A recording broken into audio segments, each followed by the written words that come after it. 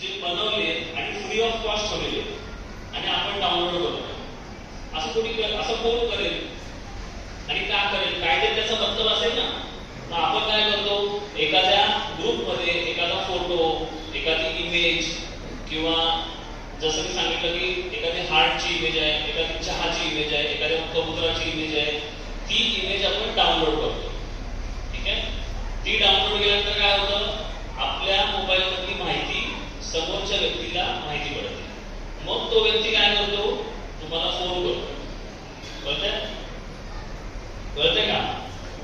Image कोणती download करावी मी तुम्हाला सांगेन पुढे.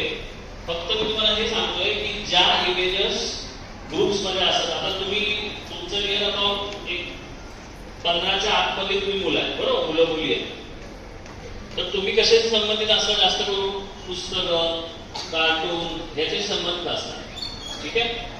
पण त्या संबंधातलीच एखादी इमेज मी तुम्हाला पाठवणार आणि ती पाठवल्यानंतर ती मुलं डाउनलोड करतात.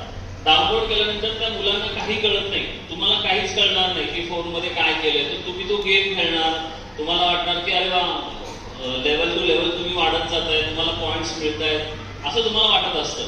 पण प्रत्यक्षात तुमचा जो फोन आहे ना, त्या फोन मधली माहिती कंटिन्युअस बाहेर जात असते आणि कोणाला तरी दिसत असते. ठीक आहे. आणि मग तो चोर तुमच्या मोबाईलमध्ये येतो आणि चोरी करतो किंवा तुम्हाला धमकवण्याचा प्रयत्न करतो.